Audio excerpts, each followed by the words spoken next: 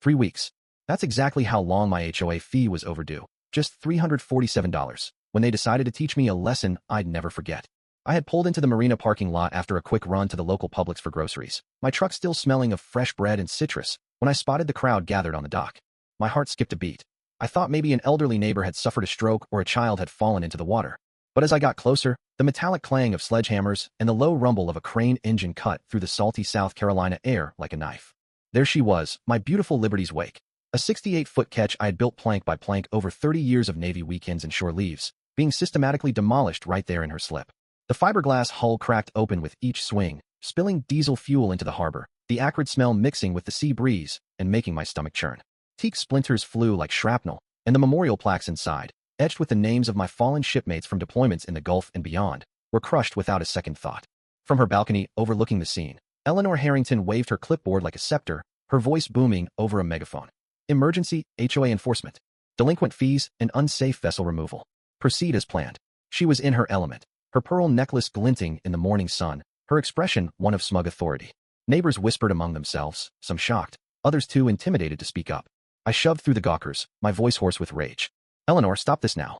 That's my life you're destroying. She peered down at me over her reading glasses, her tone dripping with condescension. Rules apply to everyone, Mr. Thompson. You were warned multiple times. This is for the good of the community. The crane operator hesitated for a split second, but at her nod, he swung again. Another section of the deck caved in, and I felt a piece of myself shatter with it. Little did Eleanor know, she had just awakened a sleeping giant. In the Navy, I learned that bullies who push too far often seal their own fate, and I was about to prove it. My name is James Thompson, a retired Navy veteran pushing 60, with salt in my veins from 3 decades at sea. I grew up in a modest Charleston family, enlisted right out of high school, and rose through the ranks handling logistics in hot zones from the Persian Gulf to the South China Sea. After retirement, I craved simplicity, a quiet spot to tinker on my boat, away from the chaos of command decisions and the ghosts of lost comrades. So, I bought the smallest condo at Tidewater Landing Marina in Beaufort County, South Carolina, a place where palmetto trees swayed in the breeze and shrimp boats dotted the horizon. I paid cash, kept to myself, and focused on Liberty's Wake, my sanctuary.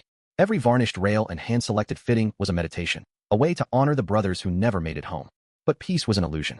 Enter Eleanor Harrington, 52, heir to old, low-country fortune, 3 generations of waterfront estates, yacht club galas, and inherited influence. She wasn't just the HOA president. She was the self-appointed empress of Tidewater Landing. With her manicured nails and designer outfits, she patrolled the docks like a drill sergeant, finding anyone who didn't fit her vision of Southern elegance. To her, I was an anomaly, a blue-collar vet with grease under his nails, no interest in cocktail parties where folks bragged about stock portfolios over sweet tea and shrimp cocktail. The trouble started small, as these things often do. 3 months in, a violation notice slipped under my door. Excessive mechanical noise during quiet hours. My crime.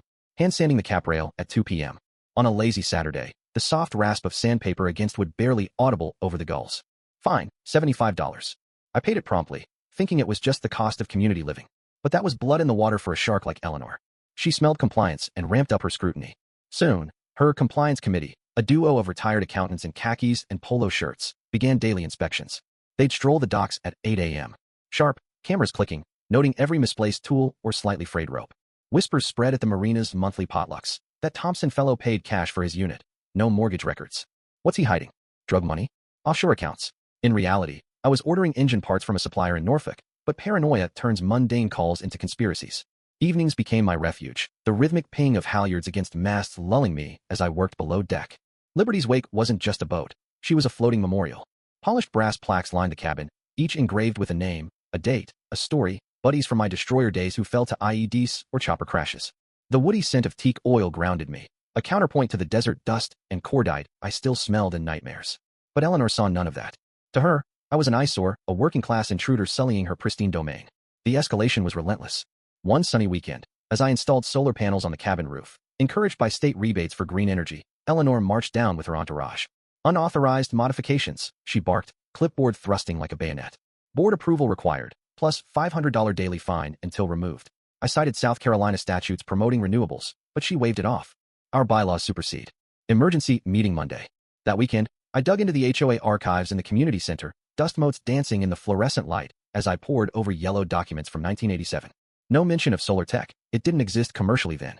More damning, the HOA hadn't filed state reports in 4 years, rendering their enforcement toothless. Ambiguities favored the little guy, per my old Navy legal training. Monday's meeting was a farce. Eleanor presided like a judge, pacing in heels that echoed off linoleum. "We can't allow degradation of property values," she declared, eyes boring into me. "Today solar panels, tomorrow who knows?" During the break, allies emerged. Henry and Martha Grayson, septuagenarians who'd lived there since the marina was built, confided fines for grandkids' bikes on their patio. Ryan Mitchell, a young electrician with a family, grumbled about citations for fishing gear storage, his wife allergic to the bait smell indoors. This wasn't just about me anymore. It was a pattern, targeting working folks while the elite got passes. I called Old Navy contacts. Turns out Eleanor's seaside compliance had BBB complaints and lawsuits for harassment. She countered with daily patrols, turning the marina into a surveillance state. Laughter faded. Kids hid indoors. The once vibrant docks grew silent except for the scratch of violation pins. The gloves came off with a certified letter. New rules retroactively fining my panels $15,000. Audacious, but illegal. I demanded 5 years of minutes. Eleanor's face flushed crimson, but law required compliance. Reviewing them in my cabin, coffee steaming as waves lapped the hull, revealed fraud, quorum violations, no-bid contracts to her brother-in-law's firm, $78,000, in emergencies funneled to family. Residents shared horrors. The Graysons' overpriced repair was cosmetic fluff. Mitchell's targeted for skipping yacht club events. Eleanor's cease and desist from fancy lawyers accused me of stalking, hinting at exposing my questionable background. I laughed. My background was classified ops, not crime. My JAG pal, Commander Lisa Reynolds, took the case pro bono. These violations scream RICO. Let's bury them. We documented everything. Her desperate $25,000 assessment to fund defenses, her security director, Derek Lawson, unqualified ex-bouncer on $85,000 payroll, trying to reassign my slip to a weather-beaten corner. Maritime law protected slips as property rights. The community meeting exploded when I read the fine print aloud. Eleanor blanched as her lawyer whispered defeats. Her final blunder, fake condemned signs on my boat, claiming structural issues. One call brought Coast Guard brass. They exposed the fraud in front of everyone. Then, a 3 a.m. alert. Eleanor withdrawing HOA funds suspiciously. Time to reveal all. In Lisa's Charleston office, mahogany gleaming under harbor views, documents confirmed. Through Harbor Holdings, I owned Tidewater Landing for 22 months. Bought quietly during near foreclosure to save 68 families. Irony. Eleanor embezzled $247,000 from property I subsidized. No evictions. I protected innocence. Our war room buzzed. Grayson's archives, Mitchell's photos, forensic audits tracing kickbacks. FBI dawn raid. Agents swarmed. Eleanor screeching as computers were seized. Derek cuffed for fraud. Her press rant bashing my service backfired. Veterans rallied. Uniforms filling the pavilion for a solidarity dinner. At the climactic gathering, news crews rolling, I revealed ownership. Gasps echoed. Eleanor stormed in, accusing conspiracy, arrested mid-rant for bail violation. 12 years prison, $2.4 million restitution, assets gone. Today, Tidewater thrives. Kids sail freely, potlucks buzz, values up 30% from real upgrades. Henry's not classes, Martha's pies, Ryan's family fishing, community reclaimed. From Liberty's Wake Memorial Bench, I watch sunsets, ghosts at peace. Justice isn't always swift, but when it hits, it's satisfying. What about you?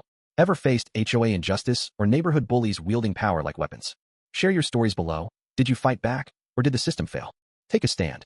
Is violence ever justified against such tyrants, or should we always turn to law? Your views could spark real debate.